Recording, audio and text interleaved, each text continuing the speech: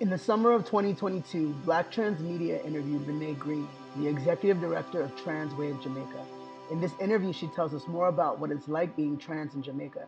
We discuss the impacts of colonialism on policy, past and present, and the ways the rollbacks in the United States on Roe v. Wade impact trans people in the Caribbean and policy globally.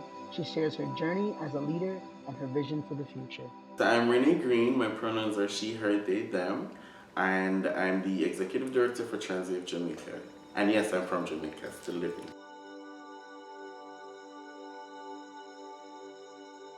We're 7 years old this year. We've worked primarily around trans issues, primarily the health and wellness of the trans community living in Jamaica.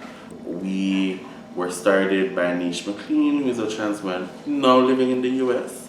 And I'm officially the third person to run the organization. We do a ton of work around policy and research and advocacy. We also do a lot of community-based work, so support groups and other community initiatives. And we're trying to expand our work to be regional right now, as well as we're trying to see just where we fit like in a global context. In fact, we are now the second largest trans organization in the region, and we're currently the only organization in the region that has done work around gender recognition legislation, and we're the only country that also has a national trans health strategy that looks at what holistic healthcare is like for trans people and what the possibility is for Jamaica. No, sure. I mean, for Jamaica, trans people technically don't exist within our legislative framework. People are recognized by the sex they were assigned at birth and nothing else. Because of that, we don't technically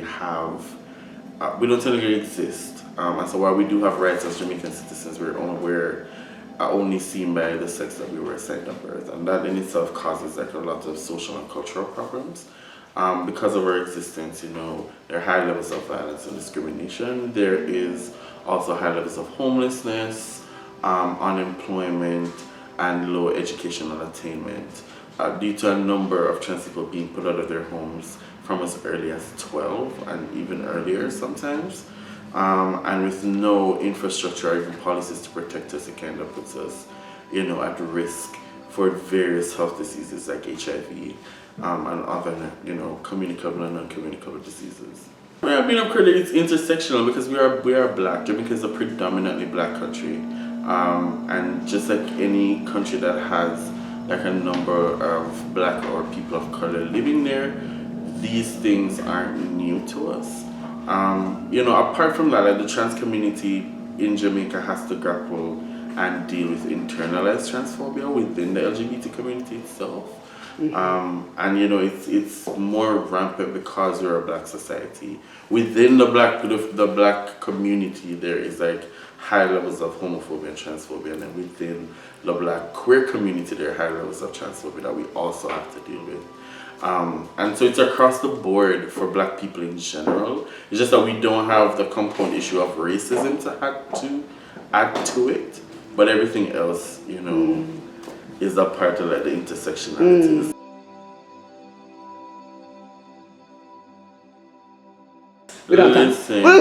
Listen, I mean, even in the context and the conversations that they're having now about reparations, which is so weird because the UK is so much further along than Jamaica is when it comes to certain things, particularly around LGBT issues. But then the UK is just as bad when it comes to dealing with trans people. And so, that helps to kind of fortify the transphobia that we're experiencing in Jamaica, particularly with the most recent cases. The most recent case where they actually, I think, sided with the church in this aspect to kind of say, that trans people, convert the whole conversion therapy thing. And so that was terrible. And then, of course, things that are happening here in the US also impacts us. So the whole Roe versus Wade thing has kind of derailed our entire conversation about queer issues altogether, because now, that we were so heavily tied into what was happening with that, and Roe versus Wade versus, you know what it is. was so monumental and instrumental in a lot of the policies that were passed in the US, particularly around issues like gay marriage and equality and all of that. And so with that being rolled back, that those will more than likely become under, scrutiny or attack. And that is going to impact the conversation that's happening in our region as well. Because the US is one of those countries that has like a lot of influence in Jamaica and the Caribbean. So that's going to be something that we're going to have to strategize about dealing with, especially when it comes with dealing with our policymakers. And we just recently started to get like headway with our policymakers in terms of certain discussions. And so now those are going to be rolled back. But we're still willing to have the talks and the conversation. And we've actually also stepped up our work around abortion rights and around women's rights, because women's rights are trans rights and trans issues, and women's issues are trans issues, and trans issues are women's issues. And so because all these things intersect, our work also has to intersect. So we've stepped up our conversation around these issues and to raise awareness, not just in Jamaica, but across the region. So that, none of the conversations that we've already had get to be derailed by all this noise. And we're hoping to continue to support, like our US brothers and sisters in the fight as well. Because contrary to belief, abortion rights issues don't only affect cis women. And so we do need to talk about how it affects the trans community as well, and why it's so important to have these conversations and have the rights. People need to have the right to their bodies and to make decisions about their bodies. Definitely. And I think probably people don't always think about how what happens here affects other places in the world or other trans folks in the world. And so I appreciate you talking about that influence, that these colonial powers have. Yeah, I mean, it's the US. It's us, I would say people who are aware, that the US isn't the greatest country in the world, its influence is still one of the greatest in the world. And so, because the US was the first to do a lot of things, particularly when it comes to LGBT issues, the mere fact that all these different laws and policies are now being rolled back, it's kind of saying a lot to the naysayers who already are out there. They're saying, well, if the US can, come back from the decisions that they've made in the past, why should we take it on? Clearly, they made a mistake and they're recognizing that it's a mistake, and so that's why they're rolling back on all these rights and laws and all these things. And so they're telling us that we shouldn't be doing it, and so we're not going to do it. And so that's the conversation that's happening.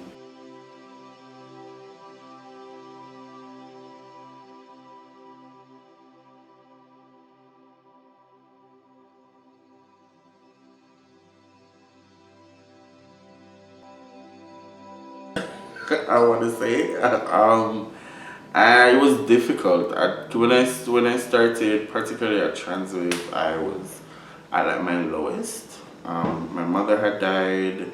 I had lost my job.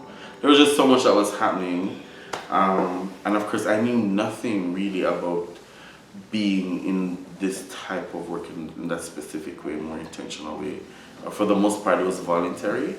And it was really just me doing it on the side as opposed to doing it full time.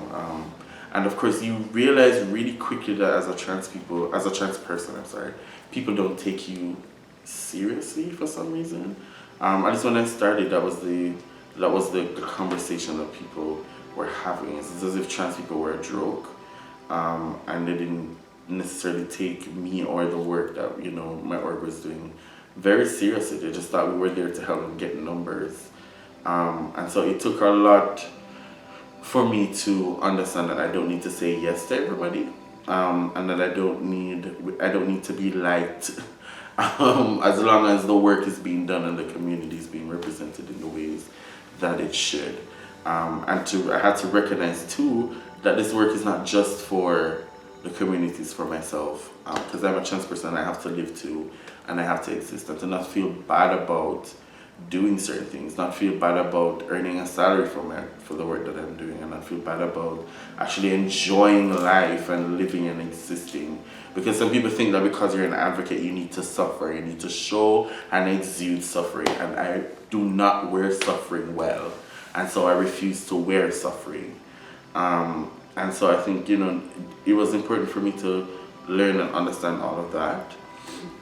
And to also understand just how to interact with my community as well. Because, we don't like to say it, but our community can sometimes be a lot. And so we have to take our community as they are and understand that, we are all essentially the same. And so if the same things that we want for ourselves, we should want it for everybody else. And that took a while. It took a while for me to not put so much pressure on myself as well, to just go above and beyond, because you will burn out, and burnout is a thing. And when burnout happens, you're useless to everybody, and so to take care of myself. And I think the hardest thing too was when my previous executive director decided that he was done. And then I realized that I had to be the one to step up. That was terrifying. But then and I resented him for a while for it. But then I understood why he had to do it, and why it was so important for me to step up, and why it's also important for me to put my own expiration date. Because no one can do this forever, and no one should have to do this forever. And the point is that we're working to put ourselves out of a job, because I need Jamaica to be a space where they don't need a transwave or any organization that does that type of work. They should have the things in place and be a space where trans people can thrive and exist and live. Ooh, the people, for sure. Like at the meeting new people, especially meeting new trans people, is always a joy. I don't know, for a long time I thought it was very impossible for me to even affirm or to even think about transitioning, and it's through meeting like different people and seeing how they exist and how they affirm and how they have started their own transitioning journey that kind of pushed me to start affirming and to start thinking about my own journey and understanding that it is possible for me and that I should want it for myself and that I deserve it. And so that in itself like brings me joy. Yeah, what bothers me is like when I see queer and trans people try so hard to keep the cishet people in their lives. It's so much because of it. I think I was saying it to like a friend today, like because to me I think they put up with a lot just to keep certain people in their space and in their lives, and I'm just like, girl, I am too old to do that, and I refuse to do that. And so like I'm really happy when I meet trans people, because then I don't have to put in that work, and I'm completely fine with having only trans people as my friends. That's no tea, no shade to the cis people out there who are allies. Big up yourselves. But I have no time to put in the work to keep you. If you can't accept me for who I am in all my wonderful glory, then go. And I'm completely okay with you going.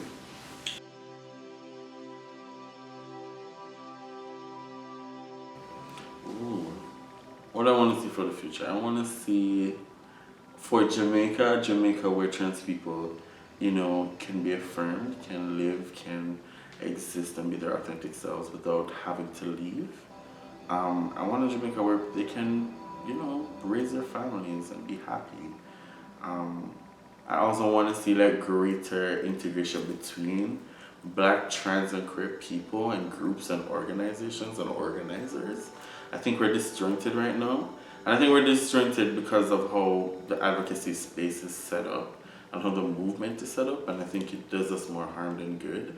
And I think we're so talented and amazing, and we do such great work that if we come together, we can do so much more. And so, yeah, I'm thinking hopefully in the future, a space like that can exist. I'm hopeful that, there'll be such a movement of queer, Black, trans people across the world in such a way that is just moving and uplifting. And trans people all over the place can, just continue to do great things and to just thrive. Ashe, well, your work is certainly part of making sure that is happening. I hope. I can feel it. I hope. And this is the last question. We always ask this in all of our interviews. What is one thing you would say to Black trans people all over the world? Don't give up, oh child. Like it looks bad now. It feels like, things are difficult and things aren't getting any better, but it is. Things are getting better, things are improving. We are being represented everywhere. We're showing up. We're making names and marks for ourselves, and history will remember the time when trans people kicked everybody's ass and took over, and that's coming soon.